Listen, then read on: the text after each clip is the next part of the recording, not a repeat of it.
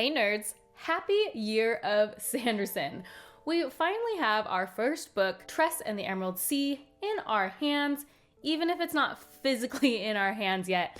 And I have to say, I absolutely loved this book. You know, it's interesting. I've always rated Sanderson's novellas very highly because I've always liked how they introduce us to new worlds in the Cosmere and tend to be a little bit more experimental.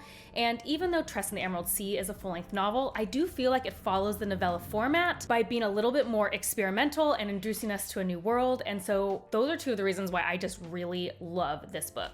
Either way, I really enjoyed the more whimsical fairy tale nature of this novel and liked the unique mixture of first and third person perspectives. Now I know technically it was all in first person because Hoyd was our narrator, but it did kind of feel like it switched between them since we're in Tress's mind a lot, and I really liked how it influenced the story. I do want to call out that I totally called Huck being Charlie at chapter 37, which is about 50% through the book, and I have the text messages with my friend to prove it. He didn't necessarily believe me, as you see from the text, but I was so justified. Now, at first I didn't necessarily want that twist. I actually didn't like it, but in the end, the way it all worked out, I liked. Tress and the Emerald Sea has made me even more excited than I already was for the other secret projects, because this one just really hit for me. Okay, but today we are going to talk about some of the world building elements. We're of course going to talk about all of the Cosmere mentions, and basically this video is going to be your guide to anything you may have missed while reading Tress and the Emerald Sea. See ya after the jump. Before we jump into Cosmere things, the first thing I wanted to talk about is a world building element, which is fluidization. Fluidization was mentioned in the book as the act of blowing air up under the spores to make it act like water. Just in case you didn't know, this is actually a real scientific principle and you can do it in real life. I thought it might be cool to show you a few examples to help you maybe visualize what's happening a bit more in the novel. In my mind, personally, Sanderson Sea isn't quite as bubbly or roiling. It acts more like a real sea because, you know, it's fantasy after all, so we can make it a little bit more sea-like. The description Hoyd gives in the book, agitating sand with air to make it liquid, is completely accurate. If you want more info though, down to the molecular reasons about why this happens and works, I've linked some videos in the description box that can help explain the phenomenon a little more if you're interested. Okay, now for our favorite part, the Cosmere stuff. How I'm going to approach this Cosmere stuff is just mostly doing it in order of what it appears in the novel because that was the easiest way for me to take notes. So if it feels like a little disparate, that's why, so bear with me. Now first, this book is narrated by Hoyd, which is obviously like the ultimate Cosmere thing. Now I know we knew that before getting into it, but it was very fun to see Hoyd as a narrator. The other big Cosmere thing obviously in this book is that we get to learn more about Aether, which I think is a cool complement since we just kind of got introduced to it in the Lost Metal. So it was nice, kind of that double whammy of being immediately able to learn more about it. And we're also on a new planet, Lumar, which according to this book isn't the main planet Aether is from.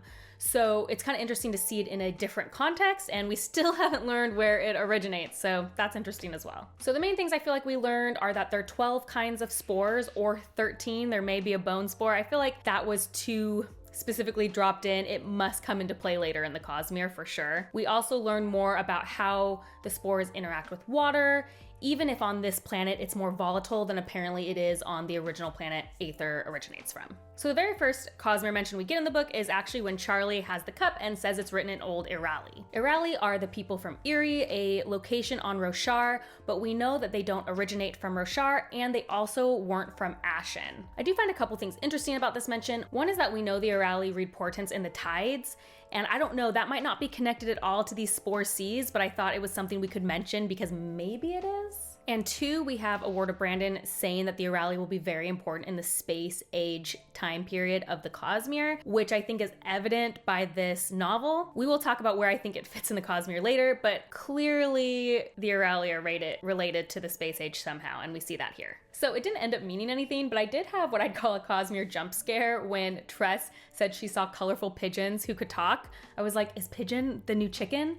But then it was just like a drug-induced haze. I don't think it meant anything. So we talk a lot about metals and how they react to Aether in this book, and it's always interesting to me to track the different uses of metals over the Cosmere because they're always related to each other, even if they serve a slightly different function. So if we look, we had silver, and as far as allomancy goes, silver is pretty useless, but we do see silver as very useful on Threnody to sever the shades. And I think it's interesting that it's kind of used in the exact same context here, since it's used to sever the aether. We see aluminum, which protects the spores from the effects of silver. Again, aluminum is seen across the Cosmere as a protecting metal, so that makes sense to me. We also see that steel and iron push and pull on the aether. Obviously, steel and iron push and pull in our Mistborn series. I also will admit, I love how Sanderson was completely shading us when he said, for those who compulsively track these things. Like, ouch, Sanderson, I do feel called out. We hear about a wizard from the stars who is bringing tech to people. Now, I don't think we have enough clues to know who this is. They're probably from Nalthis, but maybe not. So I don't know if we have enough context, but I will say I think it's interesting that it's a wizard from the stars, which again is pointing to that space age and not that they were necessarily traveling through Shadesmar. So the tech that was brought was said to be Nalthian tech, which is the Warbreaker world.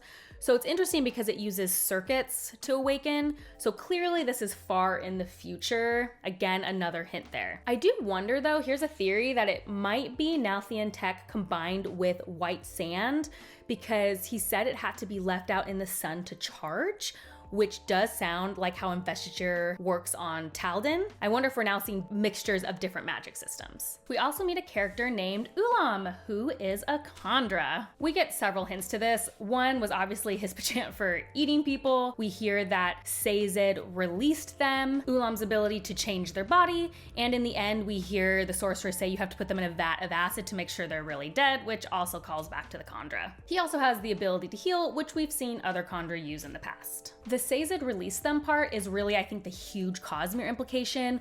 What has happened? When did that happen? How did he release them? Do they still have spikes and he changed the contract so they are no longer beholden to him?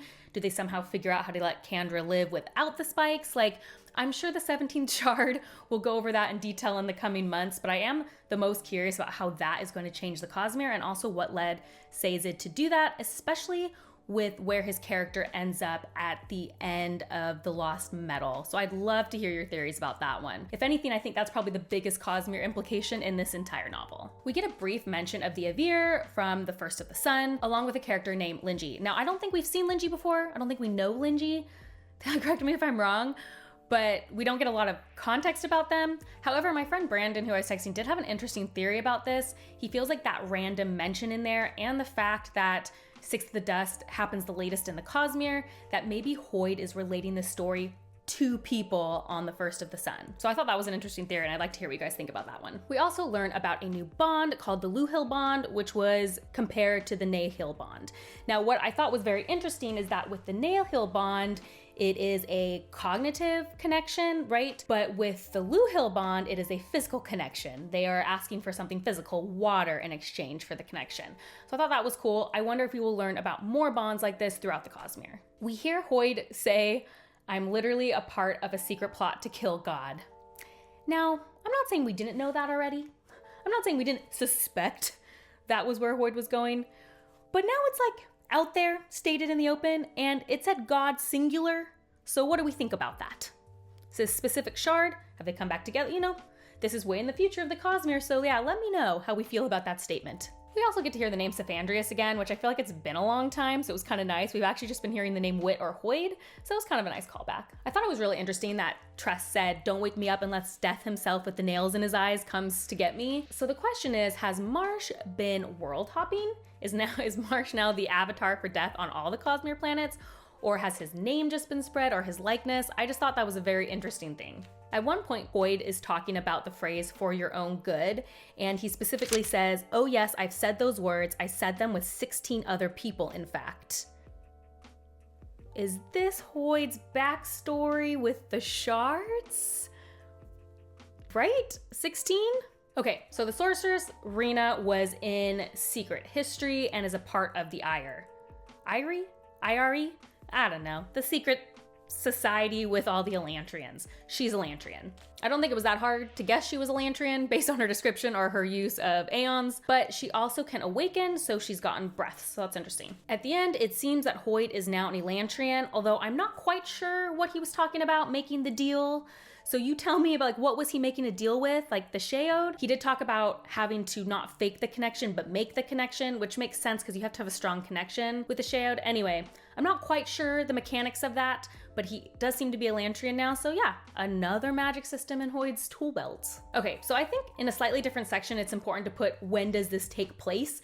Because I do think it's important to our understanding of this novel in the wider Cosmere. We see a spaceship, we see a tablet, we see laptops.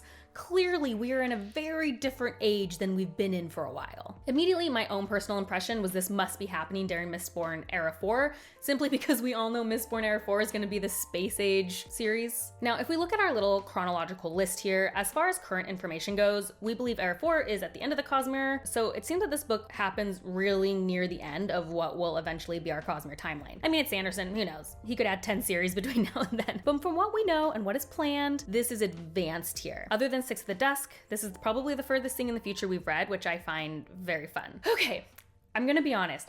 Even though I knew that Hoid was narrating this, I didn't still expect it to be so Cosmere heavy. I thought it was gonna be Cosmere light. I don't know, just because it was like a secret novel. So I was just so pleasantly surprised by how much fun little Easter eggs we got. One last note before we end, I did want to say something really stupid here. At one point in the book, Hoid says that he is embarrassed because he is wearing dark black slacks with bright white athletic socks. And I just wanted to tell Hoid, like, just come visit Earth. Come visit here in our year 2023, because that's very in style. You're good, you're fine. You don't have to be embarrassed by that. Okay, that is my guide to the secret project number 1, Tress in the Emerald Sea. Did I miss anything? Did you guys want to talk about anything I didn't talk about? This makes me so excited for the other secret projects. I know they're not all Cosmere, but I love Sanderson's more experimental works, and I'm imagining they're all gonna kind of be experimental like this, and so I'm looking forward to it. Tell me what you thought of the book. Tell me what you thought of the Cosmere mentions. Give me some of your theories. Let's talk about it in the comments. As always, if you like these kind of videos, please like and subscribe. That is the best way to support me. And if you want to see what I'm currently reading, you can check me out on Instagram at bookborn.reviews. I'll see you next time. Bye.